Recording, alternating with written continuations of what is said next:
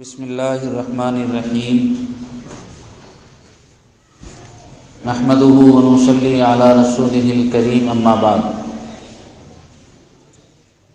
قال اللہ عز وجل فی کلامہ المجید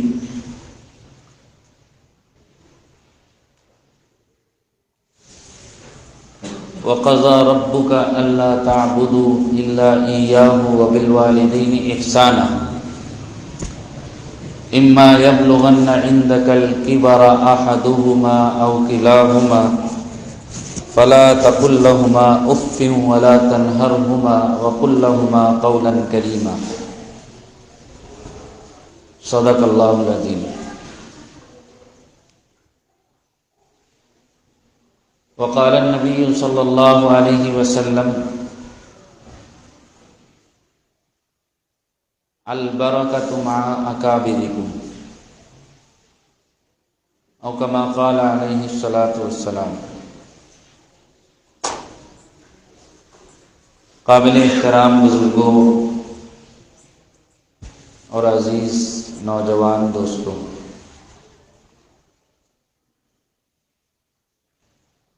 اللہ نے جتنی نعمتوں سے ہمیں سرفراز فرمایا ہے، بلا شبہ ہم ان نعمتوں کو شمار کرنا چاہیں تو شمار نہیں کر سکتے. اللہ نے بے شمار نعمتوں سے ہم سب کو نوازا ہے، لیکن نعمتیں دو طرح کی. کچھ نعمتیں ایسی ہیں جو انسان کو بار بار ملتی، وہ ختم ہو جائیں تو دوبارہ مل جاتی. جیسے ایک انسان کو اللہ سواری کی نعمت دے، سواری ختم ہو جائے دوبارہ مل جائے گی. اولاد کی نعمت سے اللہ نوازے، اولاد انتقال کر جائے اللہ دوبارہ اولاد سے نواز دیتے ہیں. کاروبار ختم ہو جائے اللہ دوبارہ رزق دے دیتا ہے. لیکن خدا کی کچھ نعمتیں ایسی ہیں جو صرف ایک بار ملتی ہیں، اور وہ نعمت ایک مرتبہ اللہ واپس لے لے، ساری زندگی اس کی تلافی نہیں ہو پاتی. کوئی دوسری نعمت اس نعمت کا بدل نہیں ہو پاتی. ایسی نعمتوں میں والدین کا وجود بھی شامل ہے. والدین کا وجود خدا تعالیٰ کی وہ عظیم الشان نعمت ہے کہ بندہ اس نعمت پر خدا کا جتنا شکر ادا کرے کم ہے. چونکہ یہ ایک نعمت نہیں ہے، سینکڑوں نعمتوں کا مجموعہ ہے. اس لیے اللہ نے اس نعمت کی قدردانی کا حکم فرمایا، اور جناب رسول اللہ صلی اللہ علیہ وسلم نے بھی والدین کے ساتھ حسن سلوک کی اور ان کے حقوق کی بہت زیادہ تاکید فرمائی.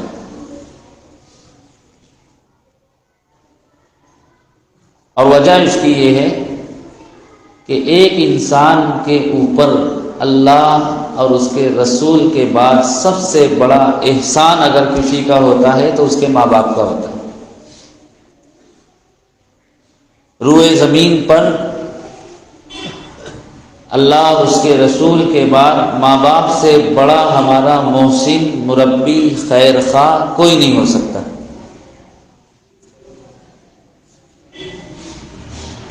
یہی وجہ ہے کہ اللہ نے قرآن میں جہاں یہ حکم دیا اللہ تعبدوا الا ایاہ، میری عبادت کرو،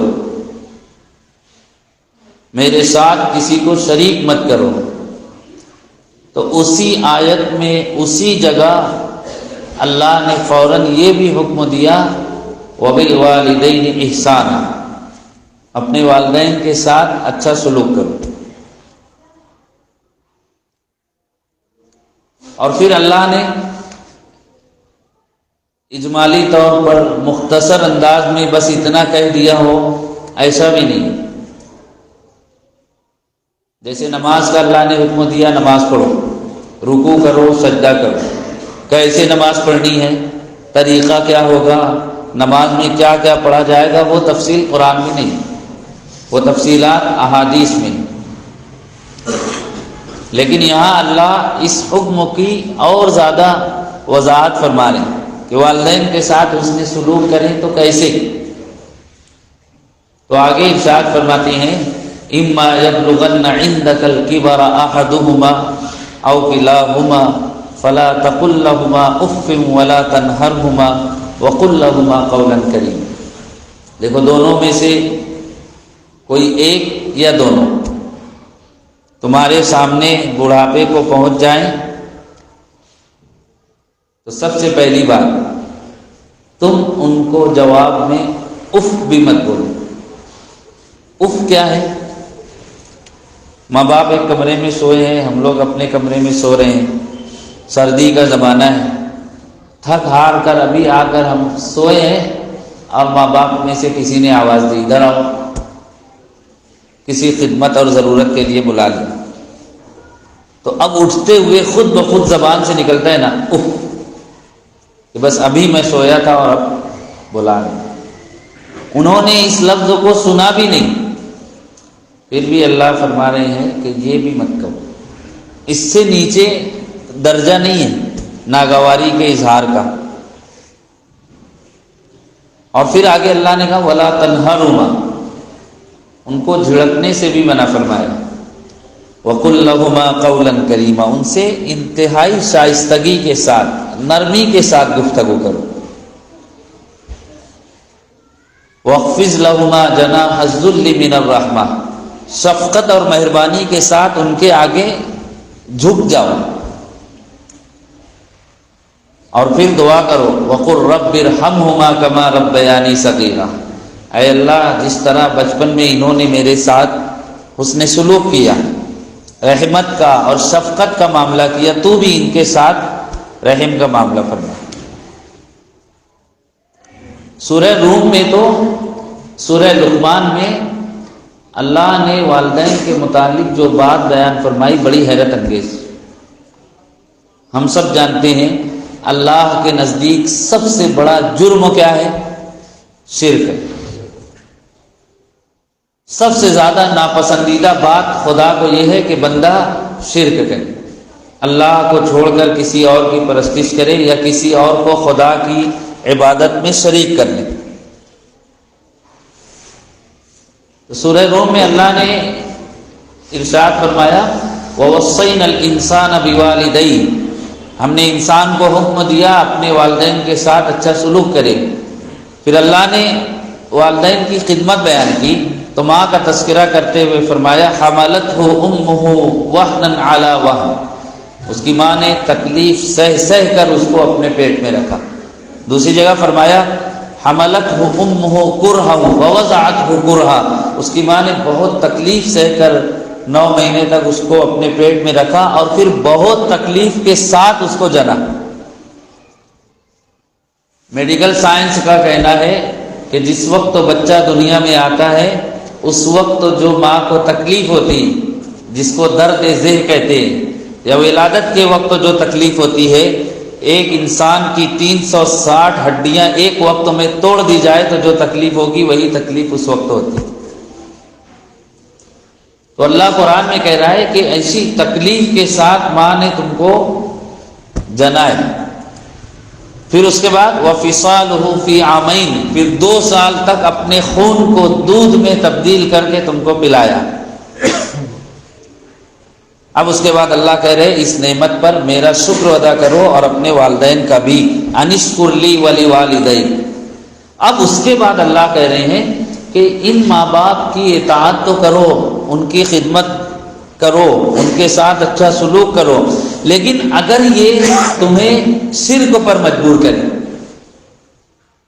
حضور کے زمانے میں ایسا ہوا ہے، صحابی نے ایمان قبول کر لیا اور والدہ نے قبول نہیں کیا، وہ اپنے پرانے دین پر قائم ہے۔ والدہ کو معلوم ہوا تو قسم کھا لی جب تک پرانے دین میں واپس نہیں آ جائے گا نہ کھانا کھاؤں گی نہ پانی پیوں گی۔ اب ان کو اپنی والدہ سے بھی بڑی محبت، پریشان ہو گئے، آ کر حضور سے پوچھا کیا کروں؟ تو اللہ نے یہ آیت نازل فرمائی کہ ماں باپ کی اطاعت کرو لیکن گناہ اور نافرمانی کے کاموں کا حکم دیں، شرک کا حکم دیں تو ان کی بات مت مانو۔ اب آپ سوچئے کہ اللہ کو شرک سب سے زیادہ ناپسندیدہ ہے، تو اللہ ناراض ہو کر کہہ سکتے تھے اگر وہ تمہیں شرک کا حکم دیں تو اب ان کی بات مت ماننا، ان کے ساتھ رہنا بھی مت، آگے بھی ان کی کوئی بات مت سننا۔ لیکن اللہ یہ بات کہہ کے اسی آیت میں فرما رہے ہیں شرک کے معاملے میں ان کی بات نہ مانو، وصاحبہما فی الدنیا معروفا، لیکن دنیا میں ان کے ساتھ اچھا سلوک کرتے رہو۔ یہ نہیں کہ اب انہوں نے اتنے بڑے گناہ کا مجھ کو حکم دیا تھا، یا وہ خود شرک اور کفر میں مبتلا ہیں اور اللہ کو یہ چیز بڑی ناپسندیدہ ہے اس لیے میں اپنے مشرک والدین کے ساتھ حسن سلوک نہیں کر سکتا۔ اولاد یہ نہیں کہہ سکتی۔ حضرت اسماء رضی اللہ عنہ فرماتی ہیں میں ہجرت کر کے مدینہ آ گئی تھی، میری والدہ مشرکہ تھی، وہ مکے میں تھی۔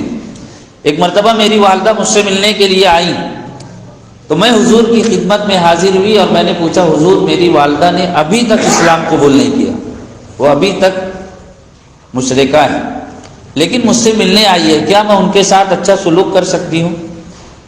حضور فرماتے ہیں ہاں تم اپنی والدہ کا اکرام کرو، ان کے ساتھ اچھا سلوک کرو۔ تو قرآن میں اللہ نے جا بجا بہت ساری جگہوں پر والدین کے ساتھ حسن سلوک کی تاکید فرمائی۔ احادیث میں جناب رسول اللہ صلی اللہ علیہ وسلم نے بھی بڑی تاکید فرمائی۔ کیا فرمایا آپ نے؟ ایک حدیث میں آپ نے ارشاد فرمایا دیکھو تمہارے والدین یا تو تمہاری جنت ہے یا تمہاری دوزخ۔ ایک شخص نے آ کر پوچھا میرے والدین کا مجھ پر کیا حق ہے؟ فرمایا ہما جنتک او نارک، وہی تمہاری جنت ہے یا وہی تمہاری دوزخ ہے۔ مطلب صاف ہے، ان کی خدمت کر لو تو جنت میں چلے جاؤ، نافرمانی کرو تو وہی عمل دوزخ میں لے جائے۔ حدیث میں آپ نے یہ بھی فرمایا وہ شخص ہلاک ہو جائے۔ پوچھا گیا کون؟ فرمایا جو والدین میں سے دونوں کو یا کسی ایک کو بڑھاپے میں پائے اور ان کی خدمت کر کے اپنے لیے جنت نہ بنا لے۔ ایک شخص آ کر حضور سے پوچھتے ہیں اللہ کے رسول میں چاہتا ہوں کہ جہاد میں جاؤں۔ اب جہاد کتنا اونچا عمل ہے کہ اللہ کے دین کی سربلندی کے لیے بندہ کیا کرتا ہے؟ اپنی جان قربان کر دیتا ہے۔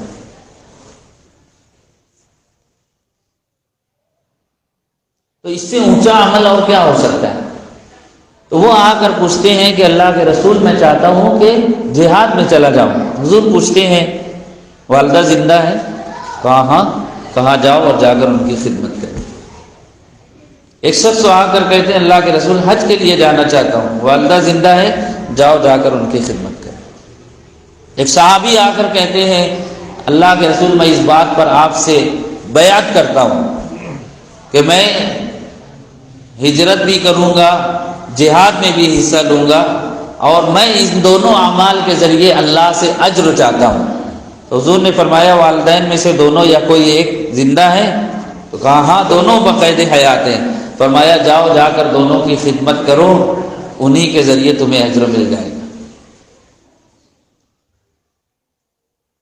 تو ایک طرف حضور نے ترغیب دی حسن سلوک کی، اور دوسری طرف نافرمانی کرنے پر، ان کے ساتھ بدسلوکی پر یا ان کے حقوق تلف کرنے پر حضور نے بڑی سخت وعیدیں بھی ارشاد فرمائی۔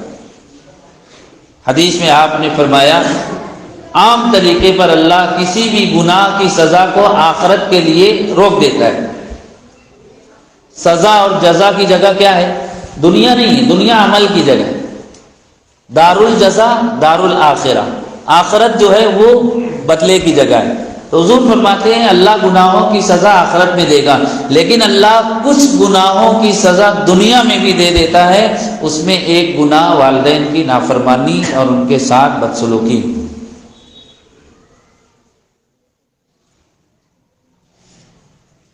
اب قرآن کی ان آیات کو اور جناب رسول اللہ صلی اللہ علیہ وسلم کی ان احادیث کو آپ سامنے رکھیے اور معاشرے پر ایک نگاہ ڈالیے، اور خود ہم سب اپنے آپ کا بھی محاسبہ کریں اور جائزہ لیں، اور اپنے آپ سے پوچھیں کہ کیا ان آیات اور احادیث کے مطابق ہم اپنے والدین کے ساتھ اچھا سلوک کرتے ہیں، ان کی خدمت کرتے ہیں۔ میں نے کہا نا، روئے زمین پر اللہ اور اس کے رسول کے بعد والدین سے بڑا محسن کوئی نہیں ہوتا۔ آج ہمارا دوست تو ہمارے ساتھ کبھی احسان کا معاملہ کر دے، کبھی کسی موقع پر کام آ جائے تو ہم اسی کے ہو جاتے ہیں، اور اچھی بات ہے، احسان شناسی اور احسان مندی ہونی چاہیے، لیکن باپ نے کتنا احسان کیا اس کا احساس نہیں ہے۔ وہاں احسان فراموشی کا مظاہرہ ہوتا ہے، اور احسان فراموشی کیا ہے؟ شاعر نے کہا، اس سے بڑھ کر نہیں دنیا میں کوئی جرم عظیم، آدمی کچھ بھی ہو احسان فراموش نہ۔ جب ہم چھوٹے تھے تو اس وقت تو ماں باپ جوان تھے اور انہوں نے ہمارے ساتھ اچھا سلوک کیا، پھر ایک وقت تو آتا ہے کہ ماں باپ بڑھاپے کی دہلیز پر قدم رکھتے ہیں اور اولاد جوان ہو جاتی ہے، تو اس وقت تو اللہ حکم دیتا ہے کہ اب انہوں نے تمہارے ساتھ جو بھلائی اور احسان کا معاملہ کیا تھا تم اس کو لوٹا دو،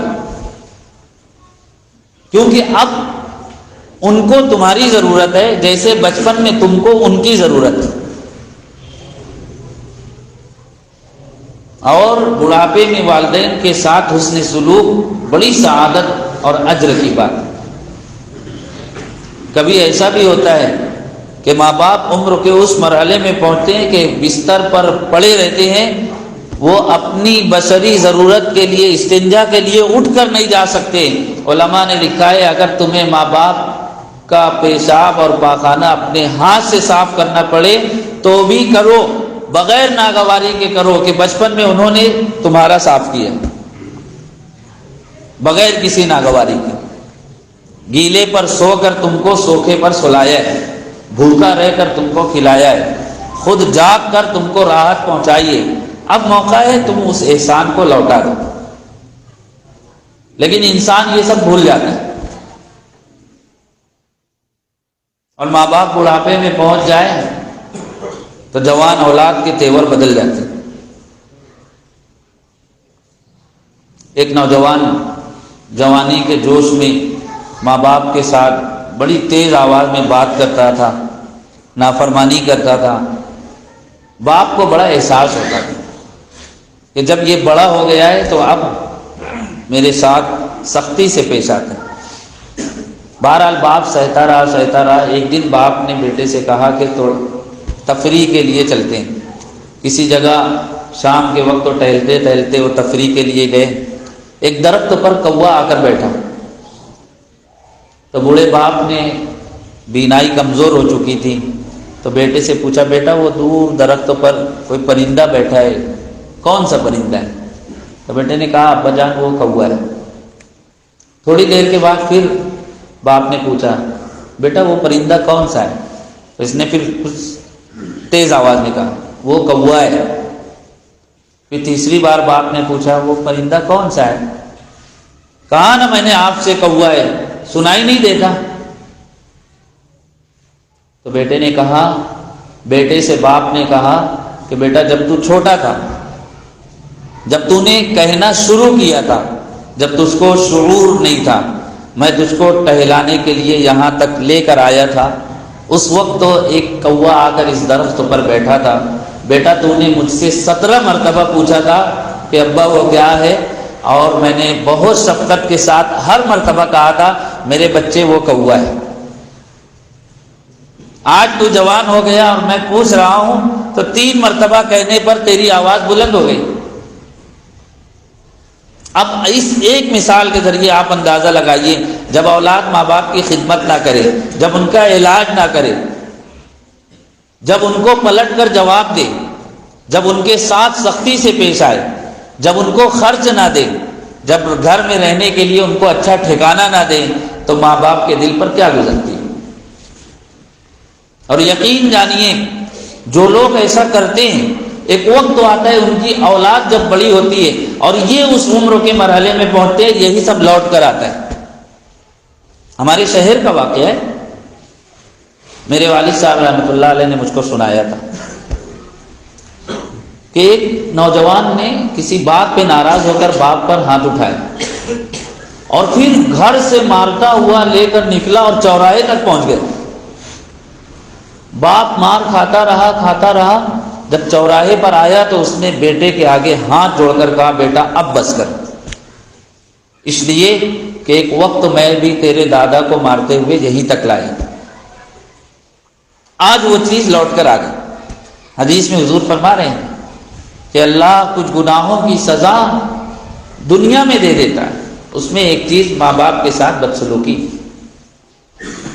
عام طریقے پر لوگ ماں کا درجہ تو سمجھتے ہیں، ماں کے ساتھ حسن سلوک کرتے ہیں، لیکن باپ کو گنتی میں نہیں لیتے۔ میرے موبائل پر ایک بہت معنی خیز تصویر آئی، کبھی کبھی تصویریں بھی پورا اپنے آپ میں ایک مضمون رکھتی ہیں، خاموش ترجمانی کرتی ہیں۔ ایک جگہ سیلاب آیا ہوا تھا تو سارا گھر پانی سے بھر گیا، تو لوگ نکل کر جا رہے ہیں تو ایک شخص ایک بڑے ٹوکرے کو اپنے سر پر رکھے ہوئے ہے، اس ٹوکرے میں اس کی بیوی بیٹھی ہوئی ہے اور اس کی بیوی کی گود میں ایک معصوم بچہ ہے۔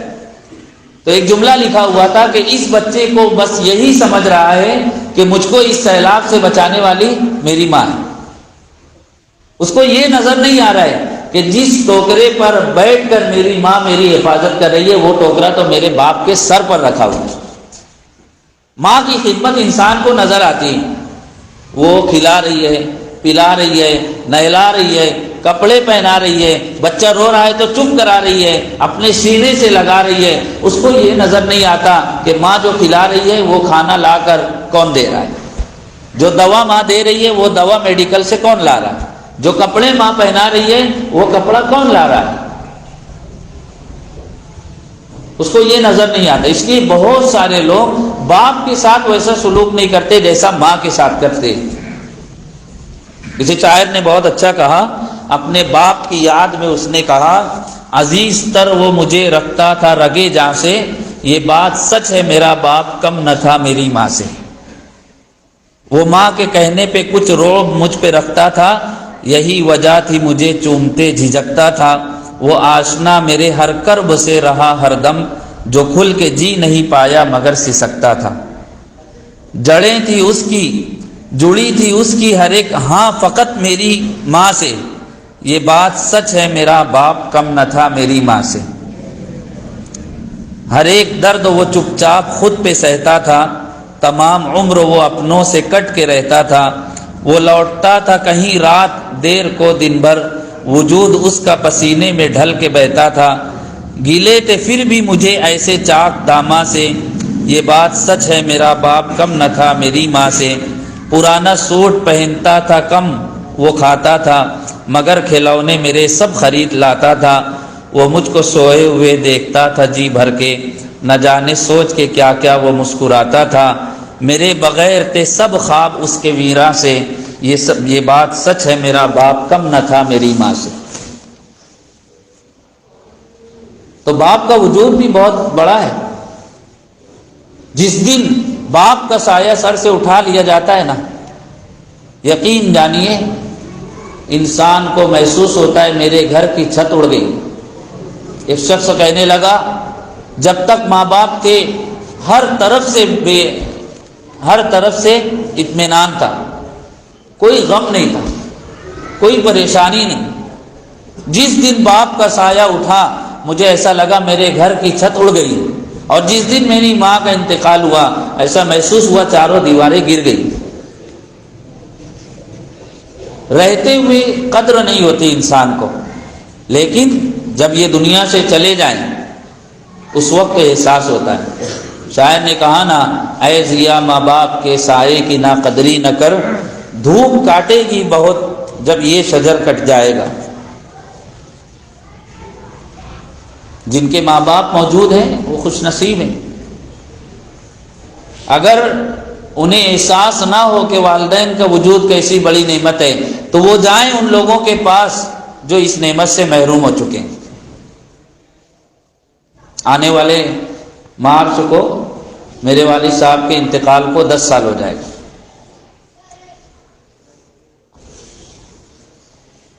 آپ یقین جانیے 10 سال میں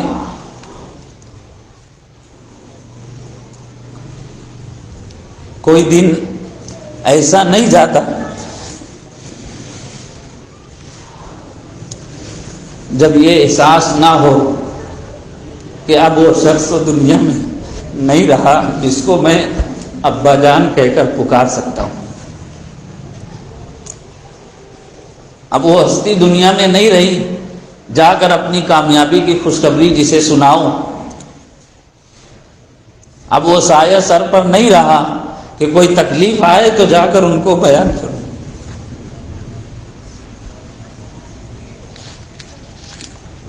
اس لیے جن کے والدین دنیا میں موجود ہیں وہ ان کی قدر کریں، وہ ان کی خدمت کریں۔ ہم یہ جانتے ہیں میرے بچے کو کیا پسند ہے، ہمیں یہ پتہ ہے میری بیوی کو کیا پسند ہے، ہمیں یہ نہیں معلوم ہوتا کہ میرے باپ کو کھانے میں کیا پسند ہے، پہننے میں کیا پسند ہے۔ معلوم ہونا چاہیے کہ نہیں؟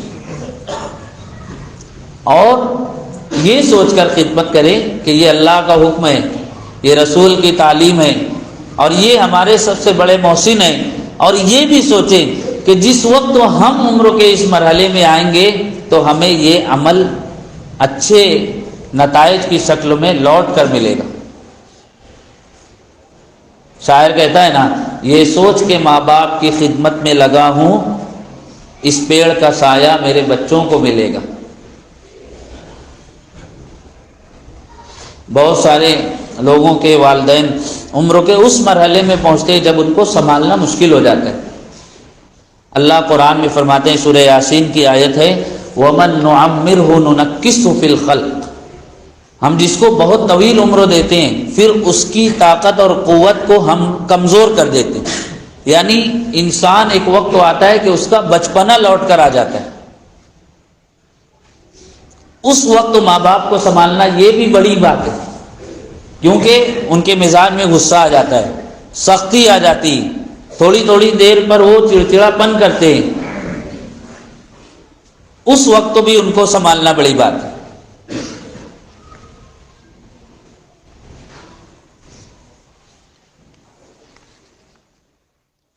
ایک شخص کی عمر زیادہ ہو گئی تھی، بہت ساری بیماریاں لگ گئی، تو کہتے ہیں نا بوڑھاپا خود ایک بہت بڑی بیماری، ناقابل علاج۔ بہرحال وہ ڈاکٹر کے پاس پہنچے، کہنے لگے کہ کم نظر آتا ہے، ہاتھ پیر میں بھی راشت آ رہی ہے۔ ڈاکٹر نے کہا وہ بڑھاپے کی وجہ سے۔ پھر کہا کہ پیٹ میں بھی درد رہتا ہے، سر چکراتا ہے، تو ڈاکٹر نے کہا بڑھاپے کی وجہ سے۔ جو جو بیماری بتائی تو ڈاکٹر نے کہہ دیا بڑھاپے کی وجہ سے، اور واقعی اس کی وجہ سے تھا۔ لیکن میں یہ بتانا چاہ رہا ہوں کہ اس عمر میں کیسا مزاج بگڑ جاتا ہے، چڑچڑا پن آ جاتا ہے۔ تو جب اس نے بار بار کہا بڑھاپے کی وجہ سے، تو بڑے میاں نے ناراض ہو کر ایک تماچا ڈاکٹر کو لگایا اور کہا کہ کچھ پڑھے لکھے بھی ہو کہ کچھ علاج بتاؤ گے، بس ہر بیماری کی وجہ کہتے ہو یہ بڑھاپے کی وجہ سے۔ تو ڈاکٹر نے کہا بابا جان تم نے جو مجھے تماچا مارا ہے وہ بھی بڑھاپے کی وجہ سے۔ یعنی میں یہ بتانا چاہ رہا ہوں کہ عمر کے اس مرحلے میں والدین کا مزاج ایسا ہو جاتا ہے، ایسے موقع پر ان کے ساتھ اس نے سلوک کرنا چاہیے۔ اب آخر میں ان لوگوں کے لیے جن کے والدین دنیا میں نہیں، کہ اب وہ اگر ماں باپ کے ساتھ اس نے سلوک کرنا چاہیں تو کیا کریں؟ تو اللہ کے رسول نے احادیث میں جو باتیں ارشاد فرمائی ہیں ان کا خلاصہ یہ ہے کہ آپ سب سے پہلے ماں باپ کے لیے دعائے مغفرت کریں، دوسری چیز ان کے حق میں ایصال ثواب کرتے رہیں، جتنا عمل ممکن ہو ایصال ثواب کریں، تیسری چیز ان کی قبر کی گاہے بگاہے زیارت کریں، چوتھی چیز ماں باپ نے دنیا میں کوئی نیک عمل شروع کیا تھا، کسی سے کوئی وعدہ کیا تھا، کسی ان کے اچھے کام سے دوسروں کو نفع ہو رہا تھا، تو تم اس عمل کو جاری رکھو، ان کے عہد کو پورا کرو۔ 5ویں چیز، ماں باپ نے کوئی وصیت کی تھی اس کو پورا کر، انہوں نے کوئی قرض چھوڑا تھا اس قرض کو ادا کر دو، ان کی نمازیں چھوٹ گئی تھی، روزے چھوٹ گئے تھے، ان نمازوں اور روزوں کا فدیہ ادا کر دو۔ یہ سوچو جنہوں نے ہماری دنیا بنائی، ہم ان کی آخرت بنانے کے لیے کیا کر سکتے۔ اسی کے ساتھ حضور نے فرمایا اپنے ماں باپ کے رشتہ داروں کے ساتھ اور ان کے دوستوں کے ساتھ اچھا سلوک کرو۔ حضرت عبداللہ ابن عمر رضی اللہ عنہ راستے سے جا رہے تھے، ایک دیہاتی بدو نظر آیا، تو اس کو دیکھتے ہی حضرت عمر کے بیٹے حضرت عبداللہ اپنی سواری سے اتر گئے، اپنا امامہ اس کے سر پر رکھ دیا اور اپنے اونٹ کی اپنی سواری اس کے ہاتھ میں دے دی اور وہاں سے پیدل لوٹ آئے۔ تو ان کے ساتھ جو شخص تھے کہنے لگے حضرت اس دیہاتی کو آپ تھوڑا موڑا بھی کچھ دے دیتے تو بہت تھا، اتنی ساری چیزیں دینے کی کیا ضرورت۔ تو فرماتے اللہ کے رسول نے کہا ہے کہ تم اپنے والدین کے دنیا سے جانے کے بعد ان کے دوستوں کے ساتھ اچھا سلوک کرو۔ تو عزیزان گرامی، آج معاشرے کا ایک مظلوم طبقہ ہے بوڑھوں کا، ضعیفوں کا، ان میں مرد بھی ہیں عورتیں بھی۔ لوگ ان کو اپنے لیے بوجھ سمجھتے ہیں، ان کے علاج معالجے پر توجہ نہیں دیتے، ان کی باتیں غور سے سنتے نہیں، یہ کوئی بات کہیں تو مذاق اڑاتے، ہنستے ہیں اور یہ سوچتے ہیں کہ اب ان کے رہنے سے کیا فائدہ، جبکہ حضور حدیث میں فرما رہے ہیں تمہارے بڑوں میں اللہ نے برکت رکھ دی، چاہے ماں باپ کچھ نہ کر سکتے ہوں لیکن گھر کے کونے کی چارپائی پر وہ بیٹھے اور سوئے رہتے ہوں، جس دن وہ نہیں رہیں گے وہ گھر کا کونا بہت سونا نظر آئے گا۔ اس لیے اگر ہم جوان ہیں تو بوڑھوں کے ساتھ اچھا سلوک کریں، اور صرف ماں باپ کے ساتھ نہیں، خاندان میں محلے میں جتنے بڑے بوڑھے ہیں ان کا اکرام کریں۔ حدیث میں حضور فرماتے ہیں جو نوجوان کسی بوڑھے کا اکرام کرتا ہے، اس کے ساتھ اچھا سلوک کرتا ہے، اللہ ایک شخص کو مقرر کر دیتے ہیں جب یہ بوڑھا ہوگا تو یہ اس کی مدد کرے۔ حضور بوڑھوں کا بہت اکرام کرتے ہیں۔ فتح مکہ کے موقع پر حضرت ابو بکر رضی اللہ عنہ اپنے والد ابو قحافہ کو لے کر آئے، اور ابو قحافہ اس وقت تک مسلمان نہیں ہوئے تھے، جب وہ ان کو لے کر آئے اور ان کے سارے بال سفید ہو چکے تھے تو حضور نے فرمایا ابو بکر ان کو کیوں تکلیف دی، مجھے کہتے میں چل کر ان کے پاس چلا جاتا، ان کو نہیں لانا تھا میرے پاس۔ تو ہم اپنے معاشرے کے اس مظلوم طبقے کا خیال رکھیں تو اللہ اس کی خیر اور برکت دنیا میں بھی عطا فرمائے گا، آخرت میں بھی نصیب فرمائے گا۔ میں دل سے دعا کرتا ہوں جن کے والدین موجود ہیں اللہ ان کے سایہ شفقت کو عافیت اور صحت کے ساتھ دراز فرمائے، اور جن کے ماں باپ دونوں یا دونوں میں سے کوئی ایک دنیا سے رخصت ہو چکے ہیں اللہ تعالیٰ ان کے درجات بلند فرمائے اور ان کی قبروں کو اللہ نور سے منور فرمائے، اور ہم سب کو اپنے والدین کے حق میں مطیع اور